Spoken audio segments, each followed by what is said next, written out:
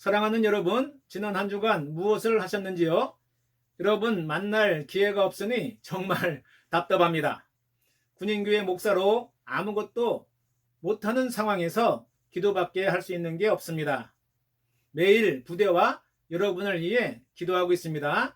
저의 마음 조금 알아주시고 여러분도 어떤 상황이든지 기도하면서 주님이 주시는 평안을 누리기 바랍니다.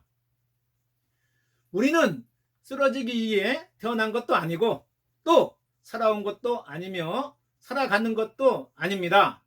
봄에 꽃씨를 심는 마음으로 살아간다면 풍성한 삶의 열매가 저희에게 주어질 것입니다. 바로 이것이 신앙인의 자세이죠. 오늘은 쌍둥이 이야기를 합니다. 구약성경 창세기에 나오는 에서와 야곱이라는 형제 이야기입니다.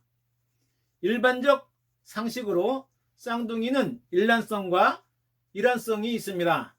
일란성은 외모는 물론 성격까지 비슷하죠. 일환성은 형제라 믿기지 않을 만큼 전혀 다른 특징이 있습니다. 오늘 쌍둥이는 일환성인 것 같습니다. 형 에서는 성격이 거칠었고요. 털이 많았으며 자유분방 낙천적이었습니다. 동생 야곱은 내성적이고 가정적이었습니다. 그러나 이들이 태어나기 전에 모두 강대 민족의 조상이 될 것이라는 예언이 있었습니다. 형이 동생을 섬긴다는 예언이었는데요. 이들 형제는 뱃속에서부터 서로 싸웠습니다. 태어날 때 짧은 시간에 형과 동생이 구분되는데요. 장남이 존중받는 사회에서 동생으로 태어난다면 억울할 것 같습니다. 형이 누리는 특권이 너무 많기 때문이죠. 고대 이스라엘에서는 장자에게 엄청난 복이 주어졌습니다. 특히 시족, 부족 사회였기 때문에 왕권과 제사장 뿐만 아니라 재산도 2배로 상속받았죠. 에서는 형으로서 호탕하게 성장했고 야곱은 동생으로 현실을 수용한 듯 조용하게 성장했습니다. 어머니 뱃속에서부터 싸웠지만 형의 기세에 눌렸는지 온순하게 지금까지 지냈습니다. 그러나 형제 간의 갈등은 드러나지 않았을 뿐 예언처럼 훗날 오랜 기간 대립하는 원수가 되었습니다. 이들의 어머니 리브가는 지혜와 총기가 넘친 여성이었습니다. 아울러 자신의 문제는 스스로 결정하고 처리했습니다. 자세한 이야기는 여기에서 제가 일일이 말할 수 없지만 모험심이 아주 강한 여성이었습니다.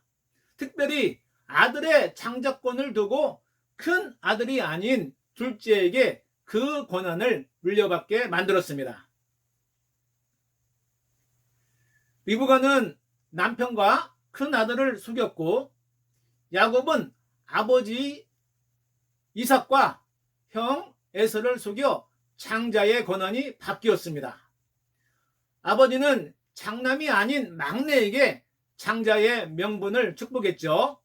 저는 이삭이 속은 것이 아니라 하나님의 뜻이 야곱에게 있었음을 알고 상황이 그렇게 되었기 때문에 속아주었다고 생각됩니다.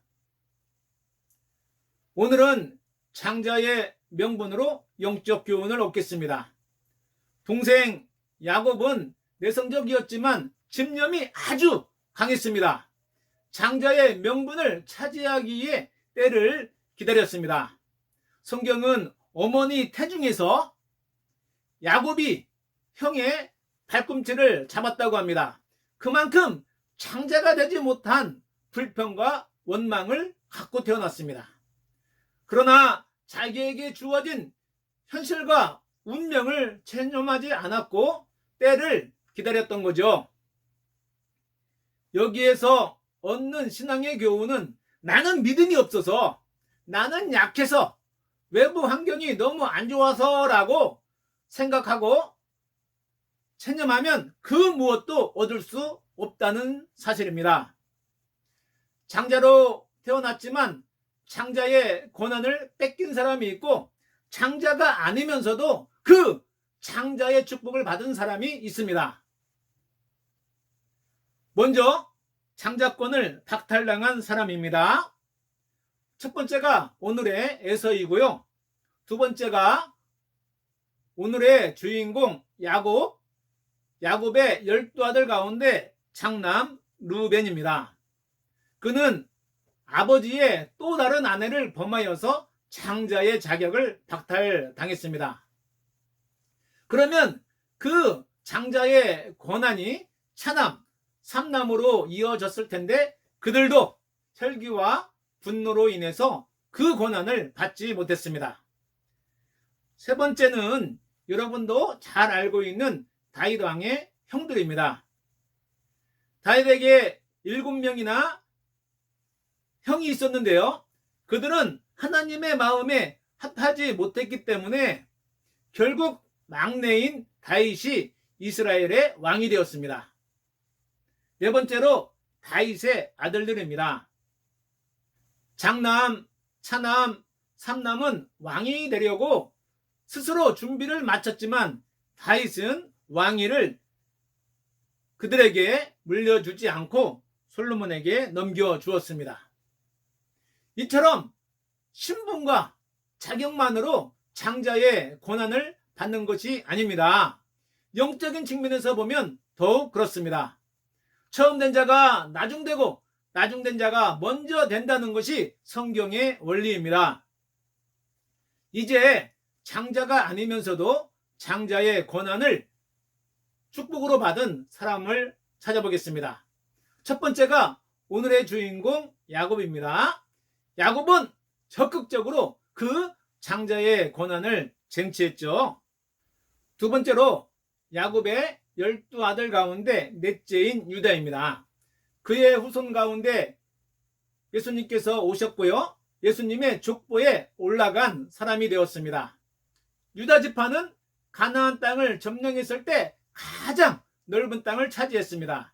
그는 단점도 많았고 또 허물도 많았지만 해결할 줄 알았기 때문에 그 복을 받았습니다. 세 번째가 조금 전에 살펴본 다윗의 10번째 아들 솔로몬입니다. 이처럼 영적 축복은 운명이 아닙니다. 환경과 운명을 탓하면 그마저 가지고 있는 것도 상실합니다.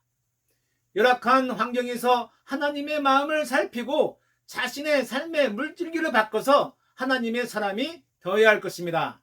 이러한 이야기가 성경에 아주 많이 나와 있습니다. 에서가 왜 장자의 명분을 상실했을까요? 가부장적 사회에서 남성 중심의 사회에서 장자는 말 그대로 왕이요 제사장입니다. 에서는 자신의 장자 권한은 변하지 않는 진리라고 생각했습니다. 그러다 보니 장자의 명분을 너무 가볍게 여겼던 거죠.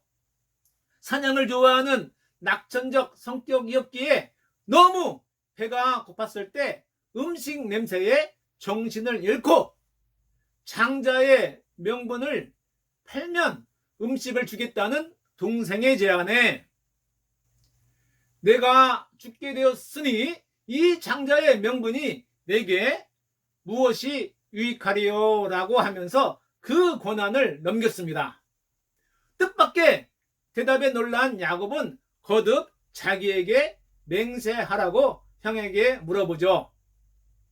이때 에서는 자신의 경솔함을 뉘우치고 거두어 드렸어야 합니다.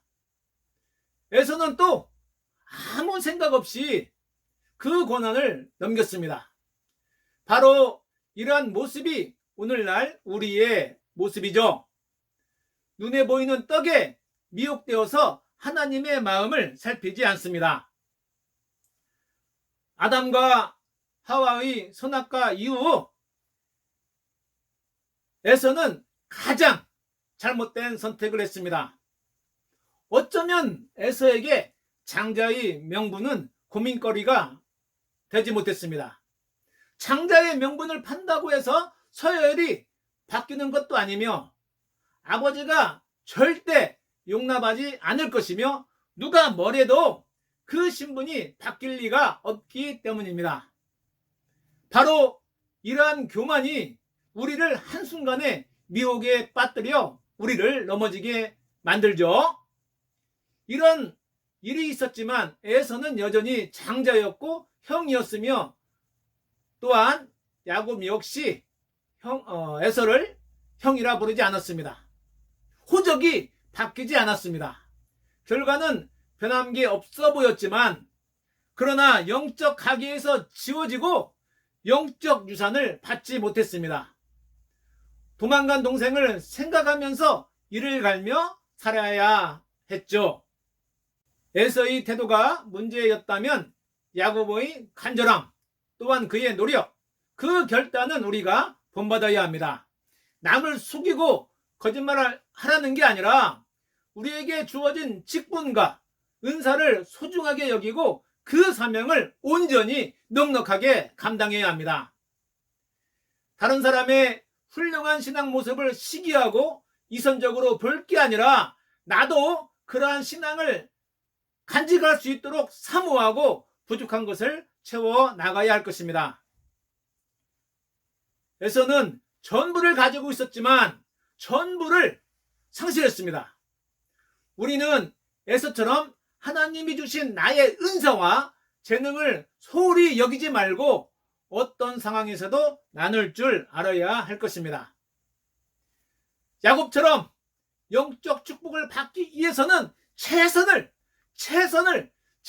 다해야 합니다. 그런데 우리는 에서처럼 너무 쉽게 받은 은혜와 하나님의 사랑을 배신하고 야곱의 모습을 인간적이라고 폄하하고 있습니다. 하나님은 야곱의 인간적 약점을 아시고 그를 지켜보고 함께 했습니다. 야곱은 이로 인해 엄청난 시련을 헤쳐나가야 했습니다. 그렇다고 장자의 권한이 자기한테 온 것 같지 않고 또 문제만 쌓였죠. 물질의 축복이 쌓이질 않죠. 그는 멀리 외갓집으로 도망가서 엄청난 고생을 하게 됩니다. 하나님은 항상 주님을 사모하는 자에게 복과 은혜를 주십니다. 아무리 좋은 여건과 환경에서도 감사할 줄 모르고 그 여건을 활용하지 못하면 그 가진 것까지도 모두 빼앗기게 되죠. 마태복음 25장에 게으르고 나태하여 영적 열매를 거두지 못하여 책망을 들은 종들을 꼭 기억하시기 바랍니다. 우리 하나님은 우리들의 필요한 것을 다 알고 계시지만 구하는 자에게 주신다고 약속하셨습니다. 오늘날의 장자권은 예수 그리스도와 내가 하나 되는 것을 의미합니다.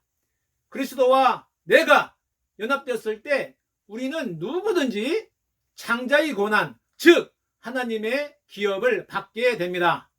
우리가 하나님의 목적을 위해 살아갈 때에 하나님께서는 하나님의 차원으로 하나님의 방법으로 우리를 지켜주십니다. 이러한 축복이 바로 그리스도의 피로 얻은 십자가의 복음이죠. 사랑하는 용사 여러분, 간부 여러분, 하나님은 인간의 규칙과 고정관념에 사로잡히지 않습니다. 인간의 술수가 아닌 하나님이 주시는 지혜로 여러분 살아갈 날에 하나님의 도우심이 넘쳐나길 축복합니다. 할렐루야, 아멘. 기도하겠습니다. 고마우신 하나님 아버지, 은혜를 감사드립니다. 오늘 말씀을 통해서 장자의 명분을 살펴보았습니다. 저희에게 예수님을 통해서 하나님의 기업을 주셔서 감사드립니다. 하나님께서 주신 이 소중한 기업을, 장자의 명분을 활용하여서 하나님을 더욱더 기쁘시게 해드리는 저희들 되게 하여 주시길 원합니다. 오로지 십자가 복음으로, 십자가의 보혈로 이 세상에서 승리하는 우리 간부들과 용사들 삼아 주시옵소서. 예수님의 이름으로 기도하옵나이다. 아멘.